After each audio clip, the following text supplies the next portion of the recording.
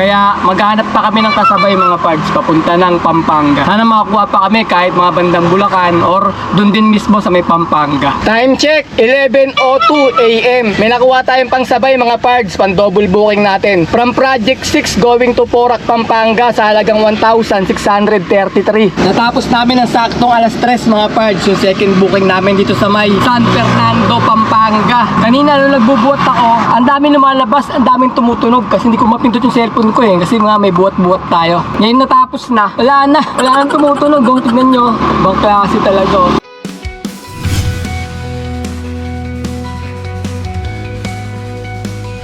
Good day mga pards! Today is another booking day na naman tayo. April 2 ngayon, Wednesday 2025. First booking from Culiat going to San Fernando, Pampanga sa halagang 1,456.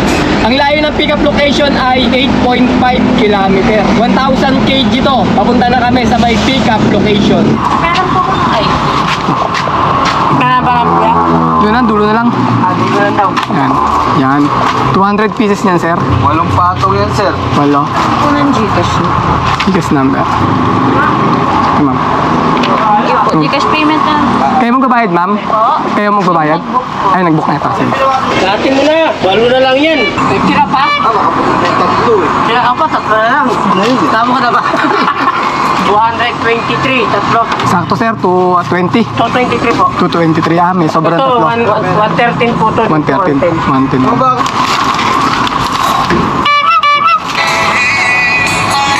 Ito ang first booking namin mga pards. Chinek ko ulit sa may app. 600 kg lang pala to. Tapos meron siyang buwat na 200 pesos. Kaya maghanap pa kami ng kasabay mga pards papunta ng Pampanga. Sana makakuha pa kami kahit mga bandang Bulacan or dun din mismo sa may Pampanga. Time check, 11:02 AM. May nakuha tayong pangsabay mga pards, pan double booking natin. From Project 6 going to Porac, Pampanga sa halagang 1,633. Ang layo ng pickup location ay 3.8 km.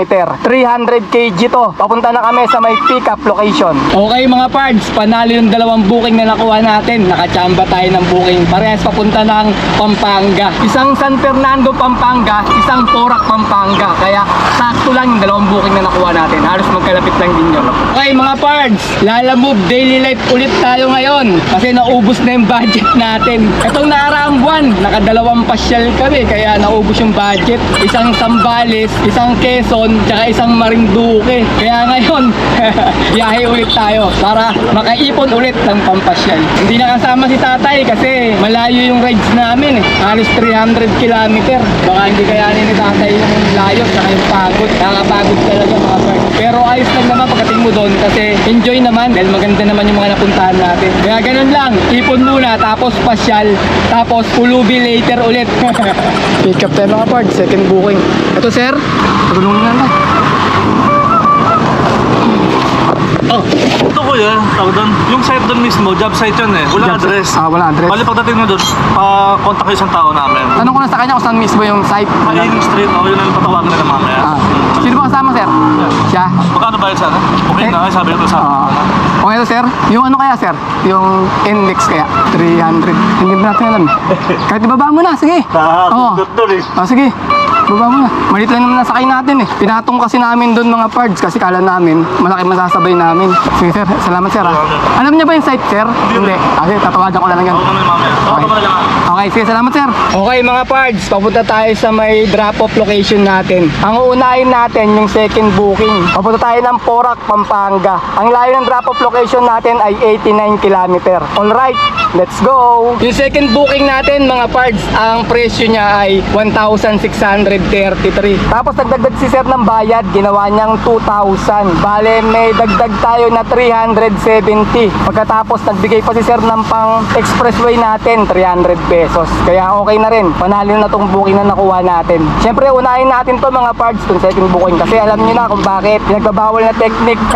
Huwag kayo maingay huwag niyo pagkakalat. And next tayo mga pards, dito tayo dadaan sa may cast lane. Ngayon, ano na ba ngayon? April 2, 2025, meron pa rin tayong cast lane. Ang bayad ngayon ay 79 pesos na.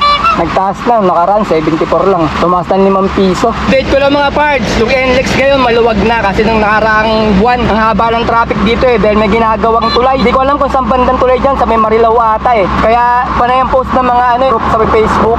Panay traffic dito, ang haba ng traffic. Pero hindi ko sinubukan dumaan nun, hindi ako kumuha ng booking na papuntang north kasi ayokong maipit sa traffic Kaya ginagawa namin, puro papuntang south yung mga kinukuha namin ni tatay nakaraan. Ngayon lang ulit ako dumaan dito sa NLEX. Ayan na, ito na yung update ngayon, maluwag na yung kalsada. Wala nang traffic. Exit na tayo mga parts ng San Fernando, Pampanga. Tay, nahanap ka naman subscriber mo. Ay, Doon si tatay sa likod, nagbabantay ng mga kargamento. Baka pitikin. Doon tayo mga parts, sa may Porac, Pampanga na tayo. So dadalhin yung drop off natin. Yung booking yan, yung booking. Ayan, mga nagbabako.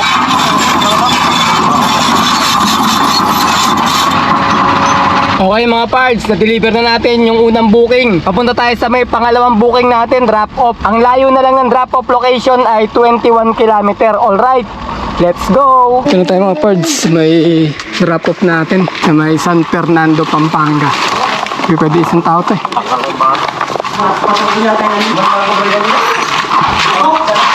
Ay. Ha? magkaka. Gan lang. Kaso parang lihaw.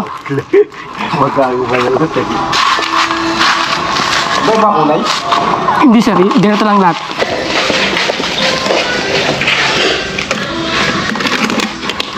Okay mga parts, tapos na. May baba na. Picture naman. Okay. Natapos namin ang saktong alas 3 mga parts, yung second booking namin dito sa may San Fernando, Pampanga. Kanina nung nagbubuhat ako, ang daming lumalabas, ang daming tumutunog kasi hindi ko mapindot yung cellphone ko kasi mga may buhat-buhat tayo. Ngayon natapos na, wala nang tumutunog. Tignan nyo, ibang klase talaga. Parang inaasar tayo mga parts habang may ginagawa tayo, tunog ng tunog yung cellphone natin Ngayon nag-aabang na tayo ng booking, wala. Ganun talaga, tingnan natin mga parts kung ilang oras aabutin bago tayo makakuha ng third booking natin pabalik ng Metro Manila. 4:18 na mga parts ng hapon, wala pa rin kami nakukuha ang booking. May mga lumalabas, hindi sa amin binibigay nila alam mo. Kaya nasa isang oras na kami nag-aabang ng booking. Sarap na ng tulog ni tatay. Pero tayo, hindi tayo pwede matulog hindi tayo pwede pumikip. Kasi madalang nga yung booking. Kailangan, abangers ka, nakaharap ka dito sa cellphone mo. Para pagka may tumunog, madali mo siyang mapipindot o masaswipe. 5:25 na mga parts. Nakakadalawang oras na kami nag-aabang. Wala pa rin kami nakukuha ni tatay dito sa may San Fernando, Pampanga. Pagka inabot kami na alas 12 ng gabi, wala pa rin kami nakukuha. Uwi na kami. Ayaw na namin. Grabe dito sa Pampanga. Na tayo makuha ang booking. Ang dami kasi nakatambay ng mga lalamove. Nag-aagawan, nag-uunahan. Di tayo sinaswerte. Naunahan tayo lagi. Biruin mo, 3:20 ng hapon kami nagabang. Ngayon, 5:20 na. Nakakadalawang oras na. Wala pa rin tayo nakukuha. Ito talaga consequence ng malayuan. Konti lang yung booking dito. Tapos maraming driver, maraming lalamove. Nag-uunahan talaga. Swertihan na lang ang mabigyan nila lalamove ng booking. Di gaya pagka nasa Metro Manila ka, mas madali kang makakuha. May nangyari naman na road rage dyan sa may Antipolo, Boso-Boso mga parts Viral ngayon yung video na yun Nakita mo ba yung tay? Yung nagsuntukan, tapos namaril yung Pero kung akong tatanungin ng mga parts, kung isa sa kanila mga parts nagpakumbaba, walang sakon ng mangyayari. Pero para sa akin, siguro yung 48 years old, sana nagpakumbaba na lang din siya. Kasi dapat talaga yung mas matanda, siya na yung nagpaubaya, siya na yung umunawa. Kasi marami na siyang di ba, pinagdaanan sa kalsada. Kaso hindi, para silang mainit ang ulo Kaya nangyari, ganun ang nangyari. Palagay ko walang panalo dun Kasi yung namatayan, nasira yung buhay ng pamilya niya. Etong nabuhay naman, yung nakabaril naman, ganun din. Nasira din yung buhay niya, bata pa naman siya. Mukhang maganda yung buhay Mukhang asensado kasi may sakyan na ganun May kaya sa buhay. Tama, batang-bata pa. Sayang yung niya. Sana na magandang buhay niya. Sira, viral siya Kasi kung lalaya din siya agad mga ilang taon, 5 taon, 8 taon. Diruin mo yun, paglaya mo, kilala ka pa rin ng tao kasi nag-viral ka. Kilala ka ng mga nakakakita sa'yo. Kaya walang panalo, para sila talo sa ginawa nila. Yung iba kasi nagko-comment na maganda raw yung ginawa ng bumaril. Kamote daw yung rider, kaya masama may dalang armas sa mga ganitong sitwasyon, mga sasakyan. Kasi pag nag-init yung ulo mo, madali kang makabunot ng sandata mo, mapapatay mo yung tao. Ganyan self-defense. Para sa akin hindi self-defense mo kasi bakit mo tinira sa ulo, pwede mo barilin sa paa. Kung may isip ka self-defense, barilin mo sa paa. Pag napilay na yun, makakalaban pa ba yun? Ngayon mo sasabihin na self-defense kasi nga, bugbog na ako, hindi ko na kaya, binubugbog pa rin ako, binaril ko yung paa. Diba? Kamali rin yung rider, hinabol niya pa, hinamok niya pa yung tao. Kaya na-high blood din yung naka 4 wheels. Para silang ng pang-abot na high blood. Para silang nagsuntukan. Ngayon, isa naman, hindi niya na kinaya, nabugbog na siya, kaya niya binaril. Masama nun, nakadamay ka pa, pati yung umaawat, nabaril mo. Pati yung asawa mo, nabaril mo pa, diba? Kahit anong gawin mo, balibalik ta rin mo, wala na, sira na yung buhay mo. Kung ikaw ang breadwinner sa pamilya mo, paano mo ngayon susuportahan yung pamilya mo? Nakakulong ka na, tapos sira na yung buhay mo. Yung napatay mo, sira din yung buhay niya kasi nga yung pamilya niya, wala namang tutustos sa mga pamilya niya ngayon. Kaya parehas talo silang dalawa sa ginawa nila. Yun yung opinion ko dun. 5:51 na ng hapon mga parts, wala pa rin kami nakukuha. Mukhang hindi para sa atin tong araw na to dito sa may San Fernando, Pampanga. Gagapang kami, pababa ng Bulacan, baka makakuha pa kami dun. Kasi tagal na namin nag-stay dito, daming lalamove eh, no? Nasa kabila lalamove oh. Sa una namin lalamove din oh. Nag-aagawan sa booking, talagang walang makuha. Napakaraming driver ngayon dito. Kaya lalamove din to.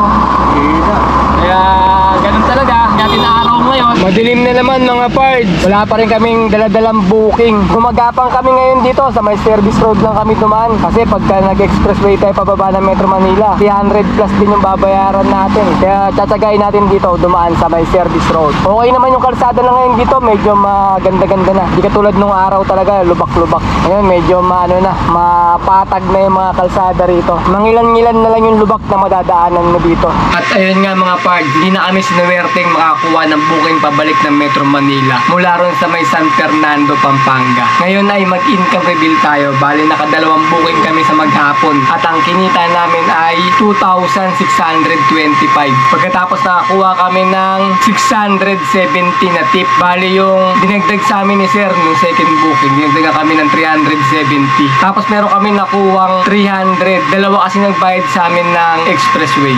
Ang bayad ng 300. Sila yung first booking nagbayad, second booking nagbayad. Kaya bali para naging tip na namin yung 300. Kaya nakakuha kami ng 670 na tip ngayong araw. Ngayon i-add natin sa may 2,625 yun. Sabihin natin naka 3,300 kami. Pagkatapos bawasan naman natin ng 900 na diesel at 200 na pangkain. Bali 1,100. 3,300 minus 1,100 equals 2,200 mga parts. Ayun, ang kinita namin sa araw na to. Naka 2,200 kami na malinis. Labas na rin yung pangkain, pan-diesel, saka yung commission nila alam mo.